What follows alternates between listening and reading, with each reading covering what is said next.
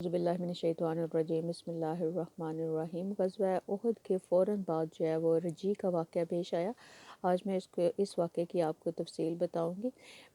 بدوین کا ایک قبیلہ تھا جس کا نام حزیل تھا، اور ان کا جو لیڈر تھا خالد بن سفیان۔ اس نے جو ہے مدینہ پر حملہ کرنے کا پروگرام بنایا، اس نے پلان بنایا۔ اب حضور پاک صلی اللہ علیہ وآلہ وسلم کو اس جو انہوں نے منصوبہ بنایا تھا حملے کا، اس کی خبر حضور پاک صلی اللہ علیہ وسلم کو مل گئی، اور انہوں نے ادھر سے حضور پاک صلی اللہ علیہ وسلم نے منصوبہ بنایا کہ اس سے پہلے کہ وہ لوگ حملہ کریں، ہم جا کے تو جو ان کا لیڈر ہے اس کو ختم کر دیتے ہیں۔ حضور پاک صلی اللہ علیہ وآلہ وسلم نے عبداللہ بن عریس جو صحابی تھے ان کو آپ نے تیار کیا، اور جب وہ گئے ہیں تو انہوں نے صرف ایک تلوار اٹھائی اور وہ گئے۔ جب انہوں نے حلیہ پوچھا کہ یا رسول اللہ مجھے اس کا حلیہ بتائیں، تو حضور پاک صلی اللہ علیہ وسلم نے کہا کہ وہ تمہیں وادی میں ملے گا، اور جب تم اسے دیکھو گے تو تم اسے دیکھ کے خوف زدہ ہو جاؤ گے، کیونکہ اس کو حضور پاک صلی اللہ علیہ وسلم نے بھی نہیں دیکھا ہوا تھا، لیکن چونکہ آپ کو حضرت جو جبرائیل علیہ السلام ہے وہ آ کے بتاتے تھے ہر ایک بات، تو انہوں نے وہی کے ذریعے آپ کو اس کا حلیہ بتایا تھا، اور وہی بات جو ہے وہ آپ نے آگے سے صحابی جو عبداللہ تھے ان کو بتا دیا۔ اب وہ کہتے ہیں کہ جب میں ادھر پہنچا ہوں اور میں نے اس کو ابن اسحاق میں لکھا ہے کہ اس وقت ظہر کا ٹائم تھا، اور جب انہوں نے اس کے لیڈر کو دیکھا ہے ان کا تو اس وقت نماز کا ٹائم تھا، اور وہ کہتے ہیں کہ مجھے یہ خوف ہوا کہ نماز کا ٹائم نہ نکل جائے، تو انہوں نے اسی وقت اشارے سے جو ہے نماز پڑھ لی۔ اب وہ خالد کے پاس گئے اور انہوں نے جا کے کہا کہ تم نے مسلمانوں کے خلاف جو ہے آرمی اکٹھی کی ہے، تو میں بھی تمہاری فوج میں شامل ہونا چاہتا ہوں، اور اس کے ساتھ باتیں کرنے لگے، اور جو ہی انہوں نے دیکھا کہ ابھی اس کی جو فوج ہے وہ تو کافی دور ہے جو اس نے آرمی اس کی تھی، تو انہوں نے موقع پا کے تو اس کو ختم کر دیا۔ پھر وہ حضور پاک صلی اللہ علیہ وسلم کے پاس آئے ہیں، اور آج جب حضور پاک صلی اللہ علیہ وسلم نے آپ کو دیکھا ہے تو آپ نے کہا ہے کہ تم کامیاب لوٹے ہو، مجھے پتہ چل گیا، اور پھر آپ نے کوئی چیز دی ہے جو اسے کہا ہے کہ یہ قیامت کے دن جو ہے یہ میری طرف سے تو تمہارے لیے تحفہ ہے تمہارے لیے، یہ قیامت کے دن تمہارے کام آئے گا۔ اور ابھی یہ واقعہ جو ہے اس کے بدلہ لینے کے لیے جو قبیلہ حزیل تھا اس نے دو اور قبیلے جو تھے ان کو اپنے ساتھ ملایا، اور اپنے لیڈر کے قتل کا بدلہ لینے کے لیے مسلمانوں کے ساتھ انہوں نے ایک سازش تیار کی، یعنی انہوں نے سازش کیا تیار کی کہ انہوں نے کہا کہ کچھ لوگ جو ہیں وہ مسلمان انہوں نے ظاہر کیا اپنے آپ کو، اور وہ مدینہ گئے اور انہوں نے جا کے کہا کہ ہم لوگ اسلام قبول کر چکے ہیں، اور ہمارے بہت سے ساتھی جو ہیں انہوں نے بھی اسلام قبول کر لیا ہوا ہے۔ تو اس وقت حضور پاک صلی اللہ علیہ وسلم جو لوگ بھی اسلام میں داخل ہوتے تھے، آپ ان صحابہ کو بھیجتے تھے، وہ جا کے ان کو قرآن پاک کی نماز کی اور اسلامی تعلیمات جو تھے وہ ان کا علم یعنی ان کو دیتے تھے۔ اب حضور پاک صلی اللہ علیہ وسلم نے جو ہے وہ جب صحابہ سے بات کی تو 10 صحابہ جو ہے تیار ہو گئے ہیں، اور جو حضرت عاصم بن ثابت رضی اللہ عنہ ان کو حضور پاک صلی اللہ علیہ وسلم نے ان کا لیڈر بنایا اور ان لوگوں کو بھیجا ہے۔ اب جو حضرت عاصم بن ثابت ہیں، انہوں نے غزوہ احد میں ایک مشرک کو ہلاک کیا تھا، اور اس کی بیوی جو تھی اس کا نام سلافہ تھا، اور اس نے اس وقت قسم کھائی تھی، اس نے کہا تھا کہ اگر عاصم کا سر میرے ہاتھ لگا تو میں اس کی کھوپڑی میں شراب پیوں گی، اور ساتھ ہی اس نے یہ بھی اعلان کر دیا تھا کہ جو شخص بھی عاصم بن ثابت کا سر کاٹ کر میرے پاس لائے گا میں اسے 100 اونٹ انعام میں دوں گی۔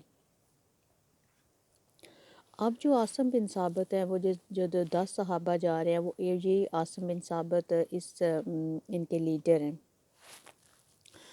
اب جب یہ لوگ رجی کے کنویں کے پاس پہنچے ہیں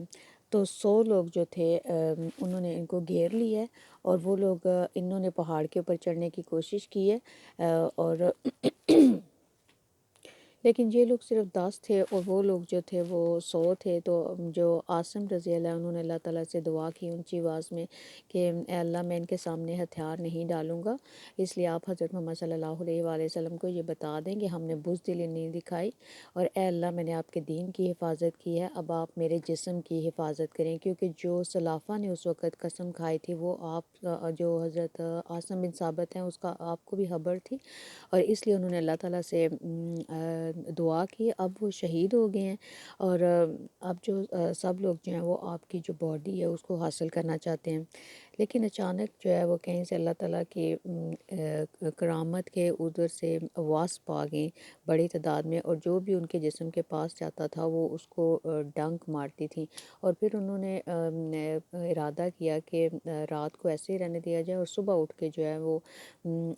دیکھیں گے ان کے جسم کو۔ اور صبح جب وہ اٹھے ہیں تو کہیں سے اللہ تعالیٰ کے حکم سے پانی کا ریل آیا جو ان کی باڈی کو جو ہے بہا کے لے گیا، اور کسی کو نہیں پتا کہ ان کی باڈی جو ہے وہ پھر کہاں چلی گئی تھی۔ اور